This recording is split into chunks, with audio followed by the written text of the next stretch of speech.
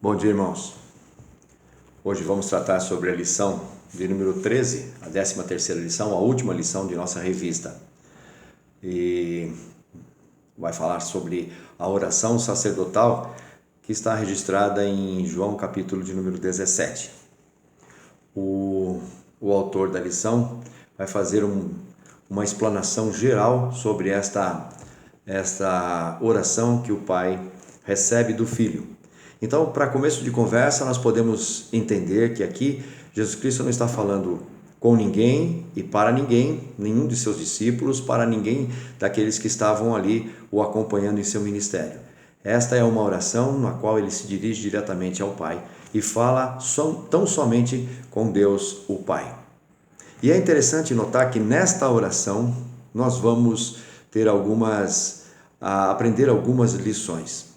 O que eu gostaria de falar nessa introdução é que às vezes a opinião das outras pessoas nos deixam muito preocupados.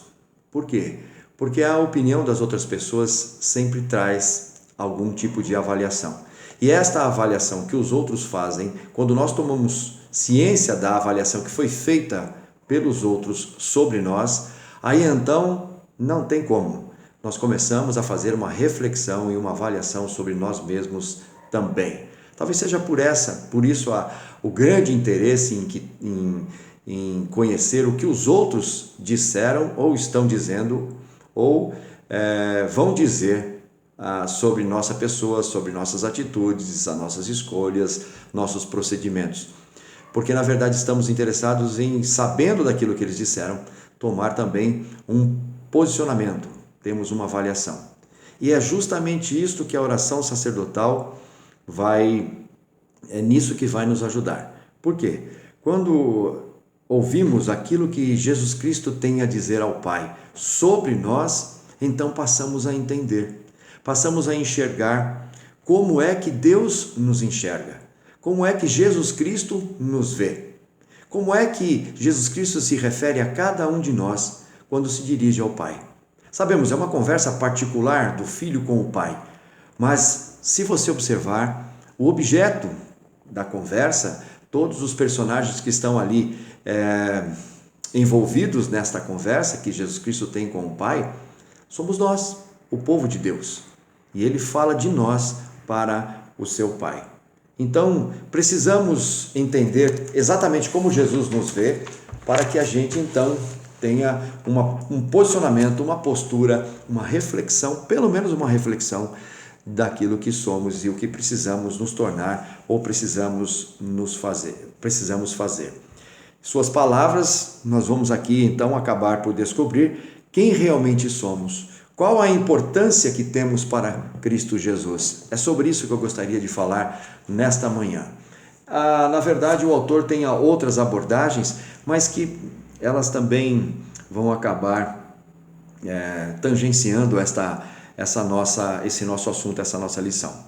Então, em primeiro lugar, eu gostaria de deixar claro que Jesus nos vê como aqueles que são do Pai, como aqueles que são de Deus. Eu não li o texto todo de João 17, mas o versículo de número 9 diz assim: é por eles que eu rogo, não rogo pelo mundo, mas por aqueles que me deste, porque são teus. Aqui fica tácita a afirmação de Cristo Jesus, decidida, decisiva. Nós somos de Deus. Jesus é quem está dizendo e falando de você, falando de mim. Nós somos de Deus. Você é de Deus. Aqui fica claro, irmãos, que pouco vai importar a opinião de todas as outras pessoas, porque Jesus, que sabe muito mais do que todos, tem uma opinião acerca de nós. Nós somos de Deus, nós somos do Pai. Mas será, ainda pode ficar uma dúvida, será que Jesus Cristo está falando de mim com Deus o Pai? Será que eu estou inserido nesta conversa? Será que eu sou o assunto da conversa? A resposta está no versículo de número 8. Porque diz Jesus, eu lhes tenho transmitido as palavras que me deste, e eles as receberam, e verdadeiramente conheceram que saí de ti, e creram que tu me enviaste. Então veja, se você recebeu a palavra da verdade, já tem certeza absoluta que Cristo veio, se encarnou, viveu, sofreu, morreu em seu lugar. Então você faz parte deste plano. Jesus está falando de você, Ele está falando com você. Você é de Deus. Jesus Cristo deixa isto muito claro. Mas não é só de Deus o Pai que nós somos, somos também do Filho. O versículo de número 10 diz assim: ora, todas as minhas coisas são tuas e as tuas coisas são minhas. Nós somos dados pelo Pai ao Filho, entregues. Ele diz: aqueles que o Senhor me confiou, aqueles que o Senhor me entregou, da minha mão, ninguém pode escapar. De todos, nenhum se perdeu. Então, quando ele fala em João 10 sobre ele ser o bom pastor. Então veja, nós estamos guardados. Jesus Cristo diz exatamente isto. Nós somos do Pai, nós somos dele, e é por isso que ele ora por cada um de nós. Ele ora por você e ora por mim.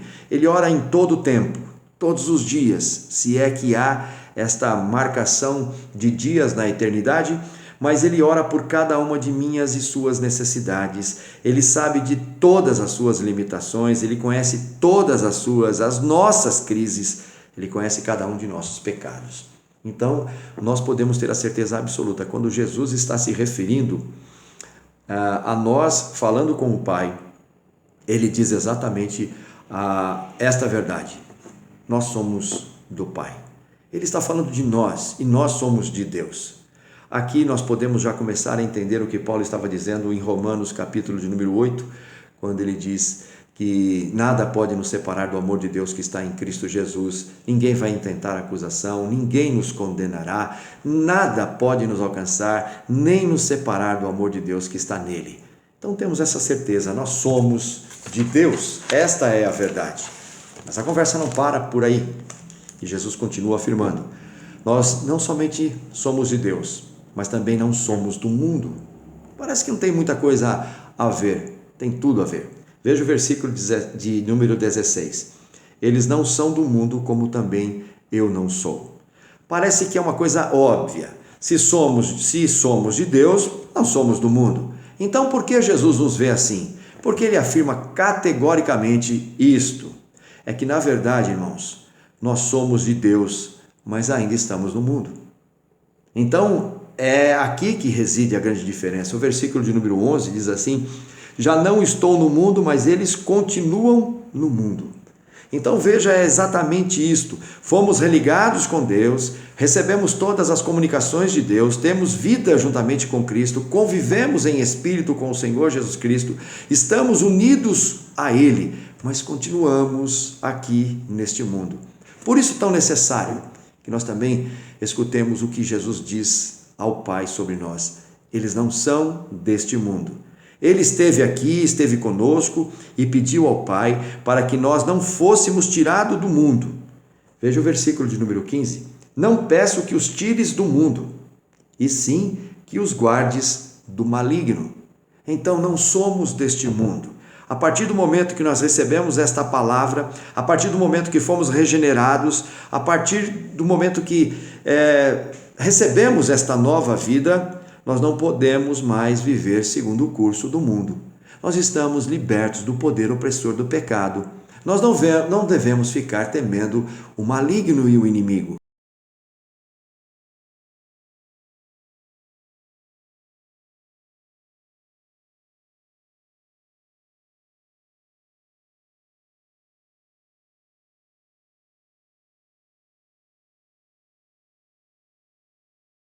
Odiar o seu corpo. É claro que este odiar não é apenas um não gostar.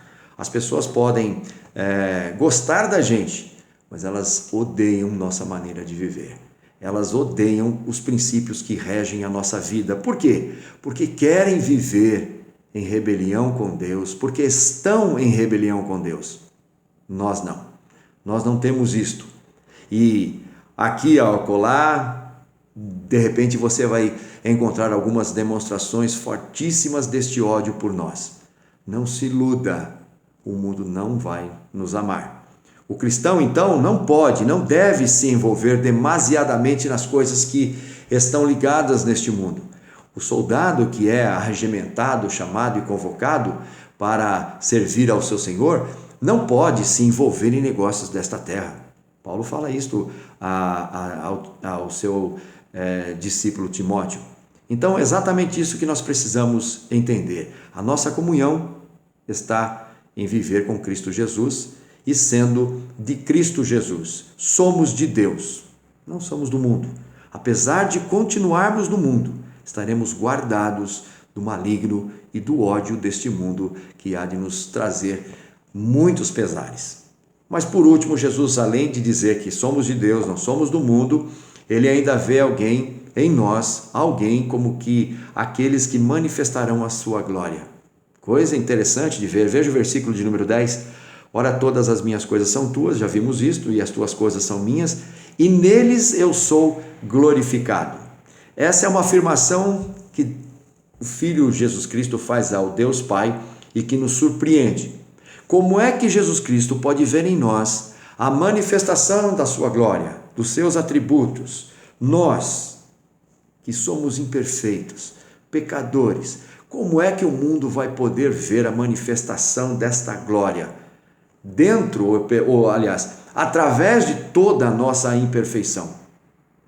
É que, na verdade, Jesus Cristo sabia que a manifestação seria da sua glória e não de alguma capacidade, não seria de alguma coisa boa que nós tivéssemos ou que nós pudéssemos apresentar. A glória seria dele. Por exemplo, temos aqui um exemplo. O seu poder, por exemplo, se demonstra em nossas fraquezas. O mundo vai saber que Cristo é poderoso quando somos fracos, mas permanecemos e continuamos. Há uma afirmação que diz: o limite do homem é a ocasião para a atuação de Deus. A sua graça se manifesta salvadoramente justamente porque nós, de nós mesmos, nunca, de maneira alguma, procuraríamos a sua salvação. Nós jamais, por nós mesmos, por nossa própria iniciativa, nos aproximaríamos de Jesus Cristo. Por isso, pela graça sois salvos, isso não vem de vós. O mundo não espera, e nem Cristo esperava, que fôssemos perfeitos para podermos apresentar esta manifestação. Irrepreensíveis é uma coisa, perfeição é outra. O grande amor do Senhor é de ser reconhecido quando o mundo souber que Cristo morreu por cada um de nós, que nós estamos sendo transformados à imagem deste Cristo Jesus, esses laços de amor que nos cercam. Então, a sua justiça, o seu poder, o seu amor, a sua graça vão se manifestar em nós. Quando nós não apresentarmos, por exemplo, nossos membros para a iniquidade, mas apresentar os nossos membros como instrumentos de justiça. Quando formos capazes de ser a via de amor que vem do alto e alcança o mundo. Quando o Senhor é capaz de amar o mundo através de cada um de nós, o nosso próprio testemunho, o levar a mensagem do Evangelho de maneira salvadora. Nós somos o testemunho vivo disto. E é assim que Jesus nos enxerga. Cada um de nós, com as nossas vidas, sendo transformadas, essas vidas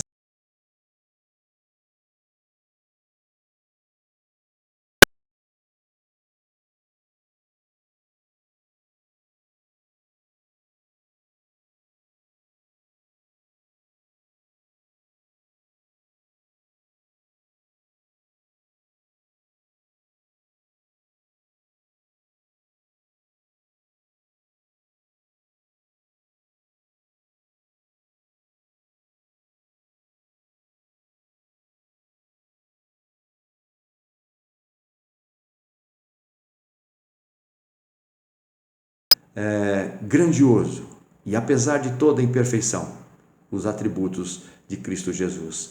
Que nesse domingo, o dia do Senhor, seja uma oportunidade, seja uma ocasião oportuna para meditarmos nisto, de como Deus nos enxerga e o que faremos depois de conhecer tais verdades. Tá ok? Nós estaremos hoje, a Sandra vai estar terminando já. Ela vai publicar a lição, depois, amanhã, na segunda-feira, ela vai publicar a lição que os irmãos deverão estudar. Não compramos a lição, né? Então nós não podemos entregá-las, então vocês terão uma lição que será publicada aqui nesse nosso grupo, para que vocês estudem durante a segunda-feira e no domingo pela manhã nos reencontraremos meditando nela. Se houver alguma alteração, estaremos juntos. Se não, estaremos nos comunicando pelo mesmo modo. Que o Senhor dê a cada um de nós um bom domingo. Nós que não somos do mundo, somos de Deus, levados a manifestar a glória de Cristo. Amém.